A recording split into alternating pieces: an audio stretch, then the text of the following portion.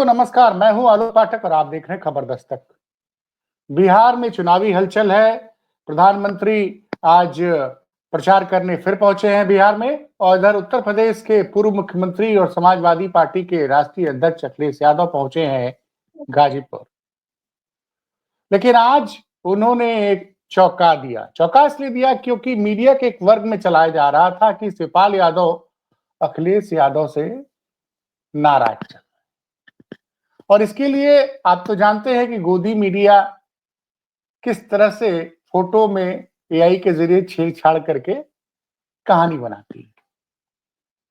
और आज अखिलेश यादव के साथ हेलीकॉप्टर से शिवपाल यादव जी उतरते हैं, और पूर्वांचल में एक खबर तेजी से फैल गई कि पूरे पूर्वांचल का दौरा अब अखिलेश यादव शिवपाल यादव जी के साथ ही करेंगे। गाजीपुर के इस दौरे के पीछे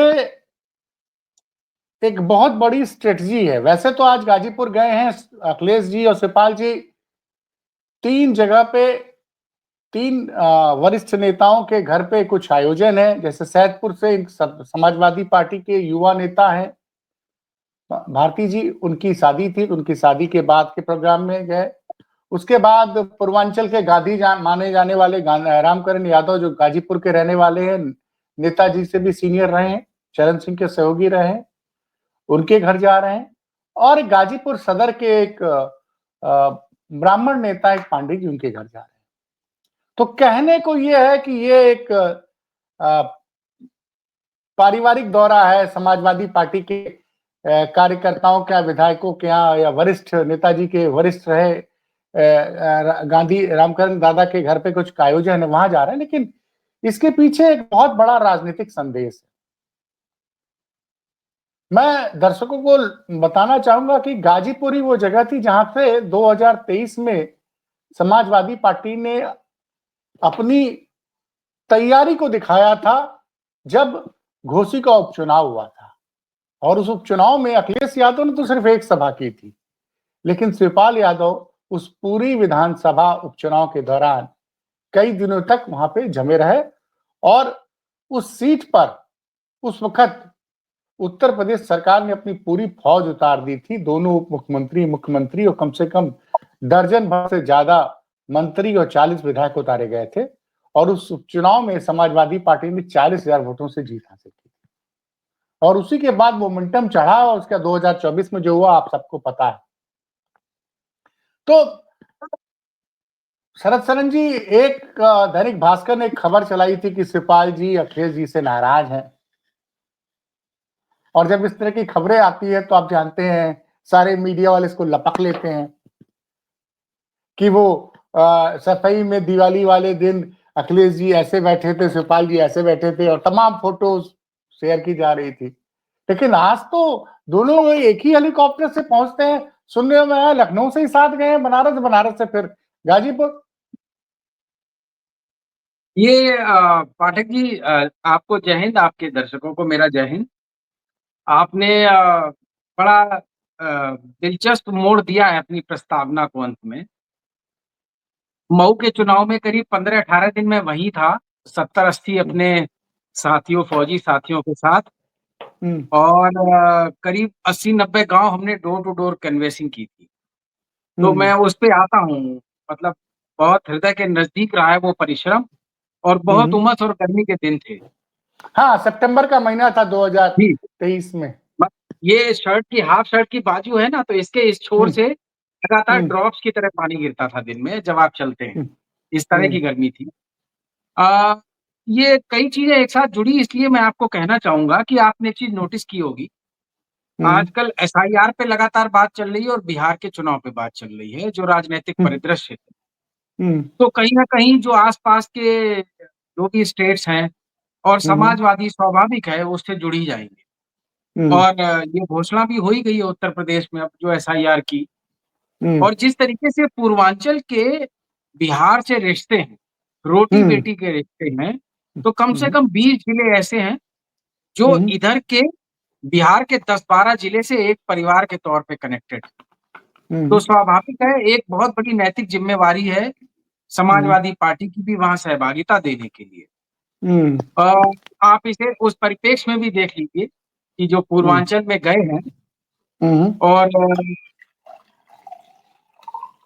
खास बात ये है कि योगी जी वहां जाने के बाद उनके जितनी इंटेंसिटी के साथ दौरे लगने थे वो डिमांड्स बिहार से कैंसिल हो गई हैं। जब से उन्होंने बुर्का, मुसलमान और ये सब चीजें की हैं, तो वो शायद जो बिहार का जो कलेवर है, यानी जो ग्रामीण संस्कृति में जो जातिवार हक अधिकार की लड़ाई और समाजवाद की विचारधारा है, ये उसको समझ नहीं पाए।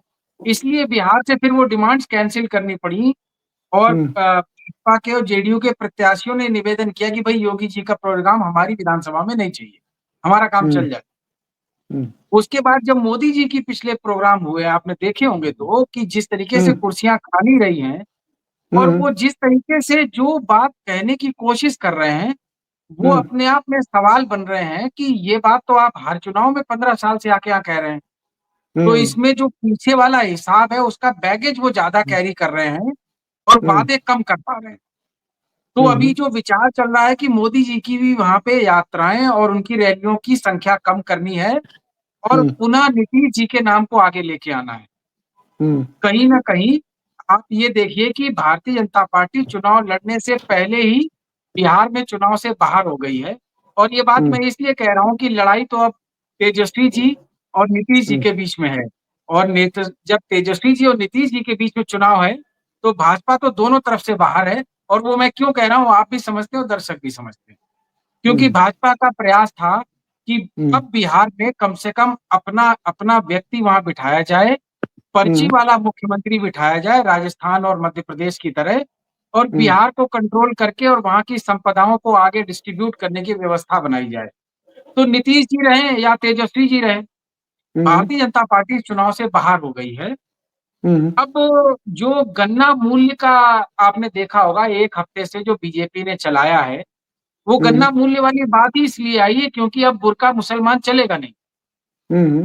और जो ये आपने बात कही है, बहुत मौजू बात कही है कि जब कुछ नहीं चल रहा है, जब धार्मिक नफरत नहीं चल रही है, और सिंदूर के बाद जो छद्म राष्ट्रवाद है वो तो बिल्कुल मिट्टी में धूल में पड़ा हुआ है, तो उनके पास एक रास्ता यही बचा है कि इधर उधर की खबरें निकालें और हमारे ही नैरेटिव और हमारे मुद्दों में कोई विभेद पैदा करने की कोशिश करें। तो जैसे राहुल गांधी जी और तेजस्वी जी के बारे में वहां पे प्रचार करने का प्रयास किया, वो धूल धूसरित हो गया एक हफ्ते के अंदर। अब वो इस तरीके की खबर से ही कनेक्ट कर लीजिए कि वो चाचा भतीजा वाली बातचीत चला के देखिए। लेकिन आप भी जानते हैं उत्तर प्रदेश में ये मुद्दा बिल्कुल मृतप्राय हो चुका है, इसमें कुछ है ही नहीं। अब इतना नहीं। जरूर है कि हमारे नैरेटिव पे भाजपा आ रही है और जो पूर्वांचल का विजिट है वो कई चीजों से कनेक्टेड है। और क्योंकि आपने मऊ की बात की तो मैं उसमें थोड़ा जोड़ना चाहूंगा। घोषित राजीव की। राय जी हाँ। ने भी बहुत समाजवादियों के साथ वहां मेहनत की और जिस हम्म, तरीके से जातियों के लाइन के पार जाके, हम्म, यानी जो जो वर्गीकरण बनाया जिसमें हम विश्वास नहीं करते, हम्म, सबसे नीचे पायदान से लेकर के ऊपर के पायदान तक सब कुछ सिल दिया हम्म, गया था और बिन दिया गया था मऊ के चुनाव में।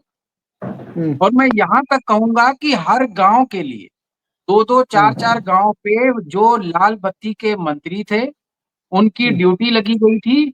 और हम्म, लिफाफों का हिसाब छोड़ दीजिए, हम्म, आदमी गिन के पर हेड के हिसाब से व्यवस्था थी।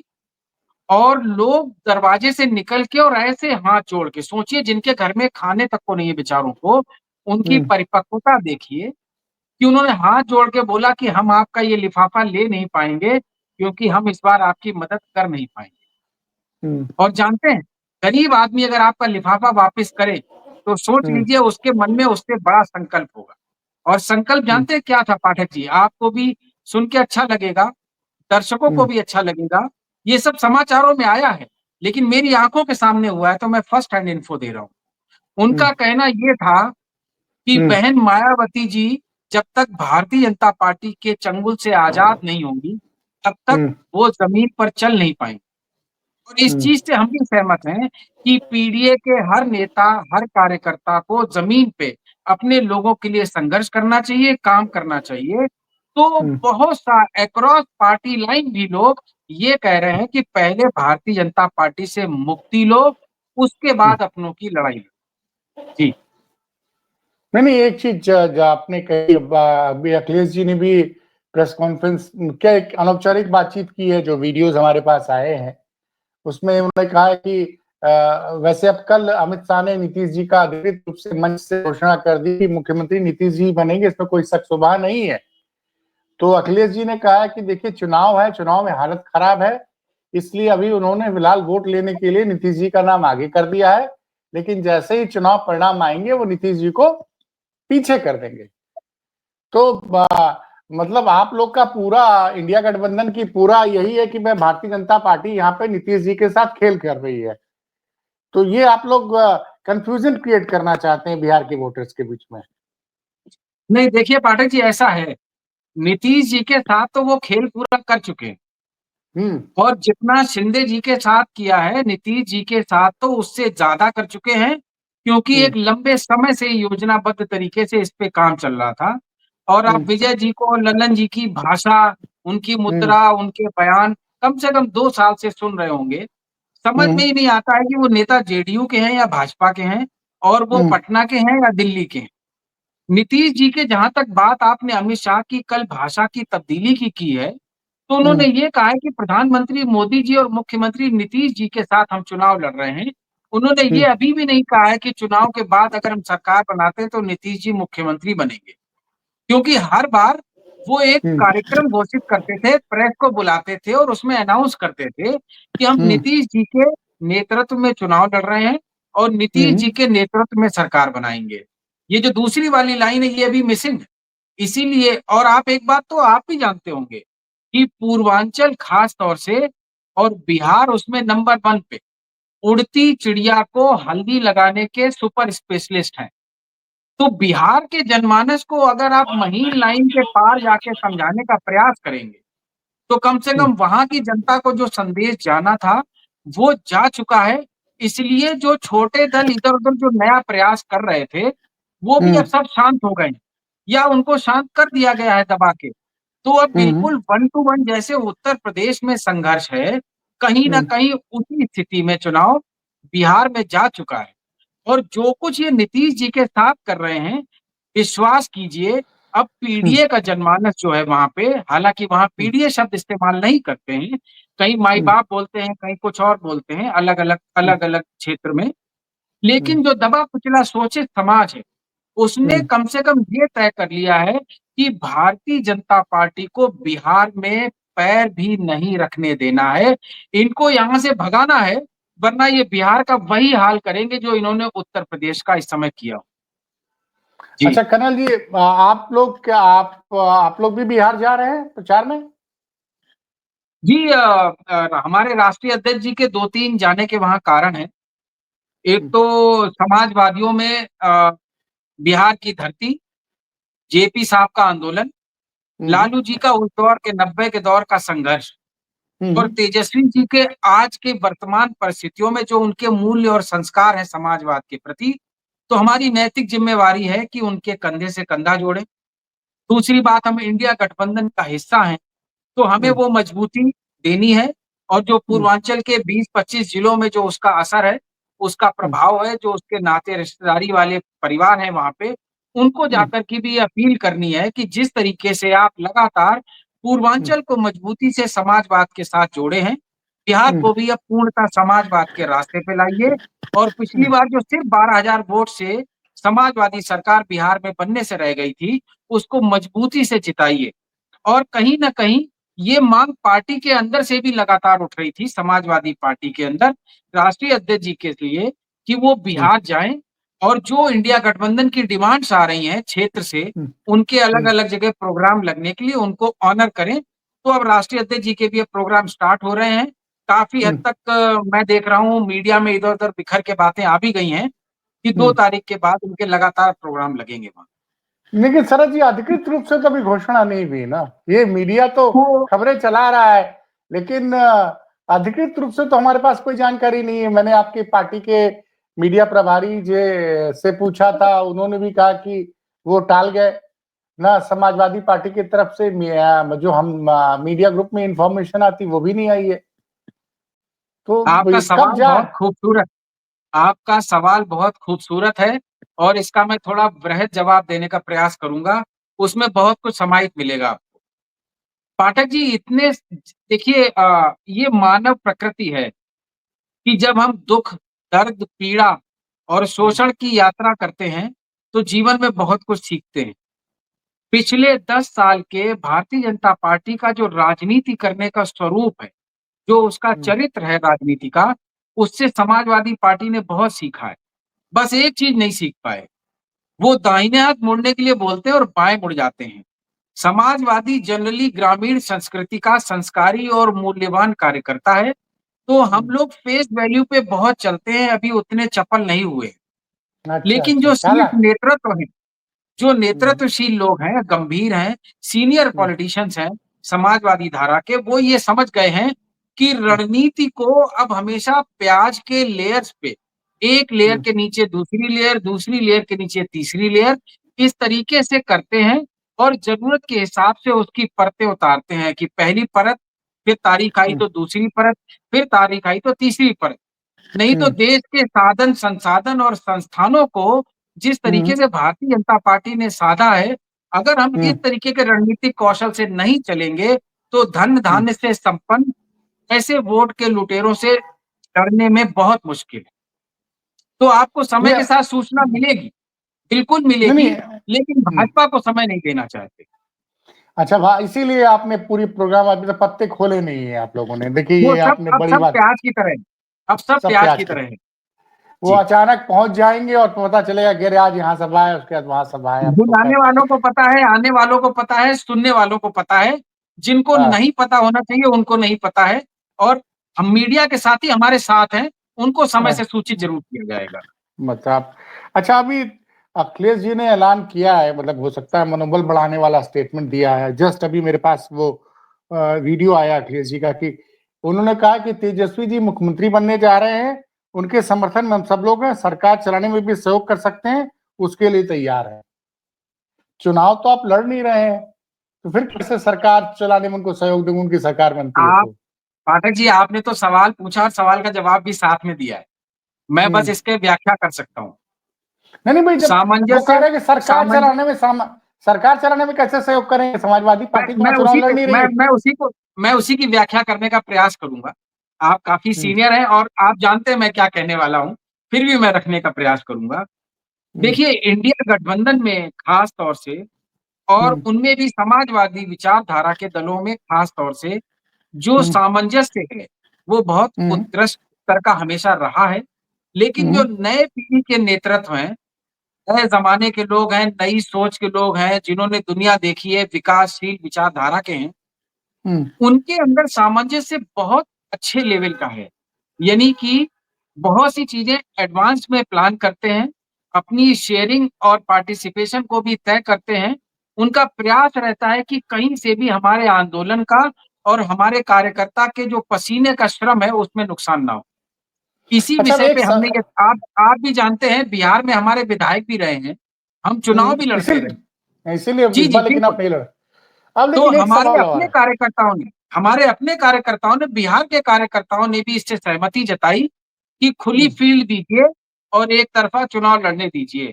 अगर कुछ दीजिए तो पूर्वांचल से सहयोग दीजिए, ताकि जो छोटी मोटी चोरी चकारी से जैसे भी उस सरकार को रोका गया, इस बार मजबूत करना है। और जहां तक सरकार चलाने की बात है, तो पाठक जी, हम्म, पिछले 5 साल की सरकार में 2012 से 17 के बीच में हमारे पार्टी के नेतृत्व ने, हमारे पार्टी के शीर्ष जो नेता हैं, जो मंत्रालय में रहे हैं, जिन्होंने अलग अलग विभाग चलाए हैं, और 10 साल से भाजपा को जिस तरीके से हमने उसके प्रकोप और शोषण को झेला है, हम तेजस्वी जी की सरकार में बहुत अच्छी तरीके से योगदान करने की स्थिति में होंगे, ताकि उनकी सरकारों के साथ वो सब ना हो जो किसी वक्त में हमारे साथ 2016 और 17 में हुआ था। तो हम हम्म। उनका अनुभव बांट के उनका सहयोग करेंगे, और ये पारस्परिक सहयोग एक परिवार में होता है। समाजवादी आंदोलन में सभी एक परिवार की भूमिका में भी है। जी। नहीं नहीं, आपके आप चूंकि समाजवादी पार्टी सैनिक प्रकोष्ठ के अध्यक्ष हैं आप, तो आपके सैनिक प्रकोष्ठ के लोग भी बिहार जाएंगे, मतलब एक एक लाइन में जवाब चाहता हूं मैं। मैं इसको इतना ही कहना चाहूंगा हम लोग तेजस्वी जी ने जो चुनावी संगठनात्मक प्रारूप पे काम किया है, हम उसमें हम्म, कहीं कोई ओवरलैप नहीं चाहते थे, तो हमने उस हम्म, तरीके से कोई डिस्टरबेंस वहां नहीं किया है। नहीं किया। अच्छा, जी एक सवाल, कल बहुजन समाजवादी पार्टी बड़ी सक्रिय हो गई है। मैं देख रहा हूं कि वो पिछले 9-10 साल में इतनी सक्रियता हमने देखी नहीं थी बहुजन बीएसपी की। बहन जी ने कल रैली का मतलब, माफ कीजिएगा, बहन जी ने कल मुस्लिम भाईचारा कमेटी की मीटिंग की थी और उन्होंने मुस्लिम भाईचारा कमेटी के सदस्यों को एक फाइल दी है जिसमें बताया है कि बसपा शासनकाल में जो जो मुसलमानों के हित के लिए सरकार द्वारा काम किया गया, इनकी जानकारी आप दीजिए। तो जिस तरह से बसपा की गतिविधि बढ़ रही है और 1 तारीख को वो ओबीसी मोर्चे की मीटिंग कर रही है, तो आपको नहीं लग रहा कि अगर मुसलमानों का रुझान अगर बसपा की तरफ जाएगा तो सपा को नुकसान हो जाएगा 2027 में? पाठक जी, ये प्रश्न थोड़ा मार्मिक है। हम्म, मैं अपने बचपन से DS4, बामसेफ और उसके बाद बसपा और ये पूरी यात्रा और इसमें जो भी साथी जहां मैं पैदा हुआ हूँ, हम्म, उनके अनवरत संघर्ष को लगातार मैंने भी देखा है, जो भी मेरी थोड़ी बहुत उम्र है उसमें। हम्म, और मैंने देखा है कि बहुत संगठनात्मक रूप से बहुत अच्छा संघर्ष काशीराम जी ने किया हम्म, और एक बहुत अच्छी तस्वीर बनी थी और हम लोगों ने साथ मिलके काम करने का प्रयास किया। हम्म, एक षड्यंत्र का हम शिकार हुए, हमने दोबारा प्रयास किया।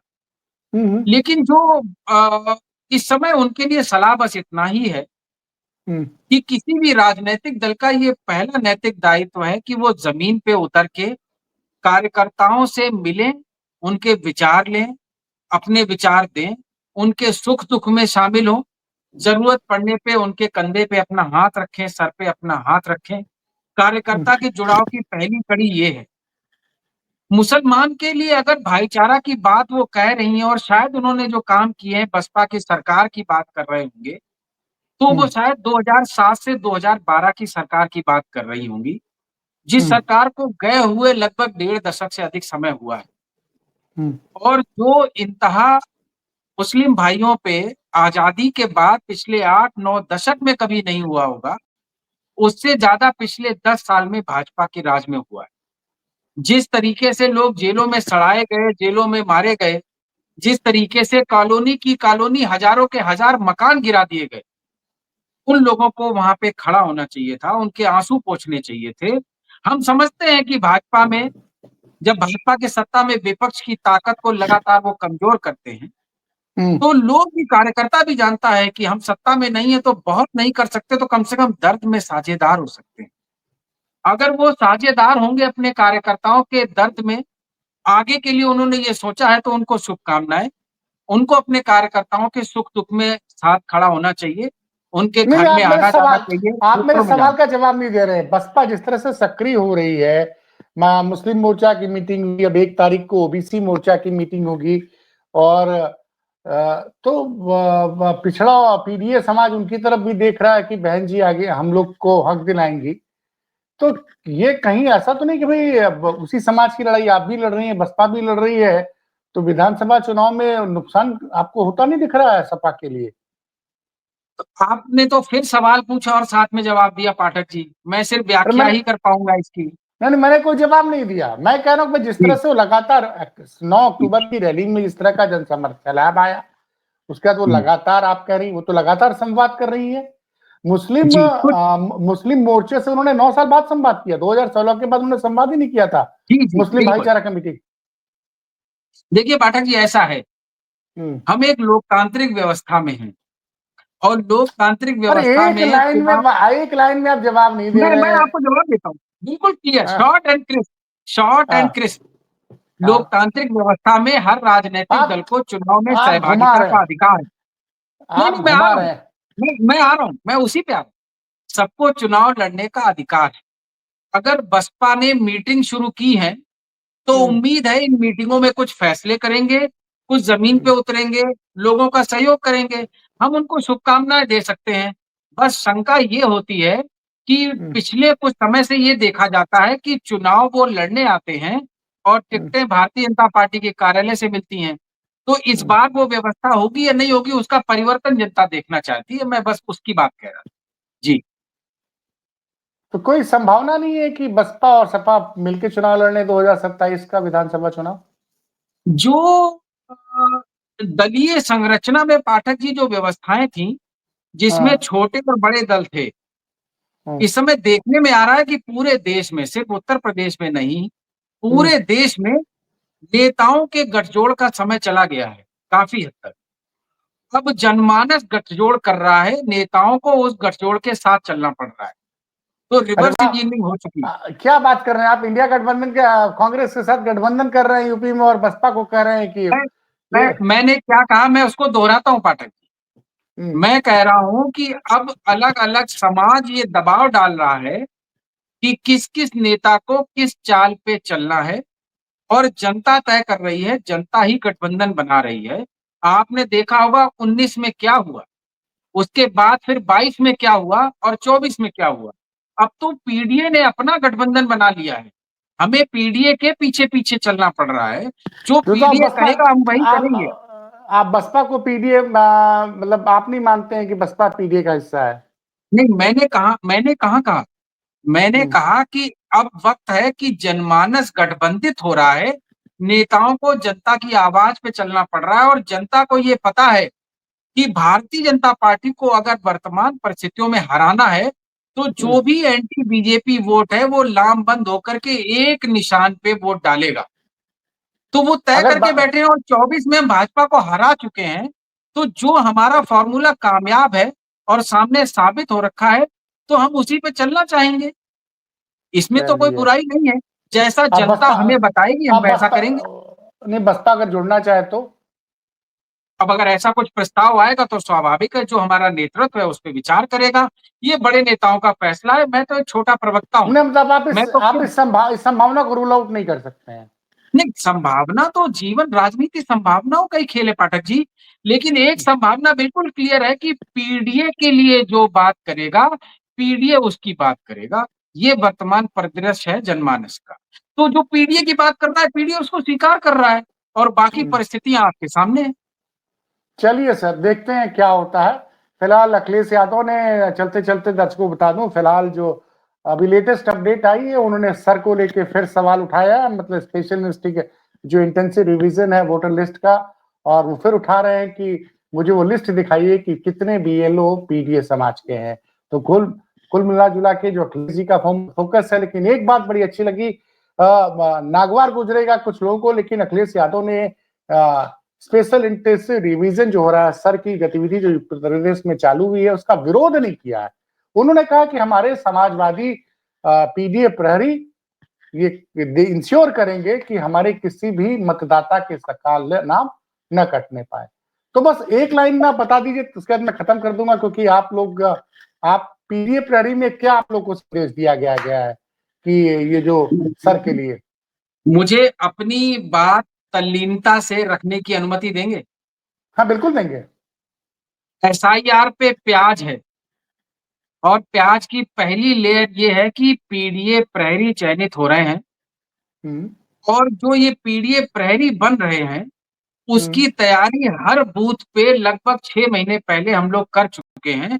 और जिस दिन ये बिहार में एसआईआर आया है, उसके बाद हम्म। हर मोड़ पे जो जो नए तनाव और जो जो नई व्यवस्थाएं यहाँ से लेके और माननीय हम्म। सुप्रीम कोर्ट तक बने हैं, उसके हम्म। बेस पे हमारी लगातार हर लेयर पे ट्रेनिंग हुई है। बिहार के एग्जाम्पल से हमने अपनी तैयारी की है। एसआईआर ना हो तो ठीक, और अगर एसआईआर होगा तो हम उसमें ऐसी दवाई मिलाएंगे कि भारतीय जनता पार्टी वो जो करना चाहती है वो नहीं कर पाएगी। तैयारी उस स्तर की है। पहली लेयर पीडीए प्रहरी है, दूसरी लेयर खुलने के बाद आपको बताएंगे। मतलब बड़ा खुलासा आप कर रहे हैं कि समाजवादी पार्टी वोटर रिवीजन में भाजपा को उत्तर प्रदेश में खेल नहीं करने देगी।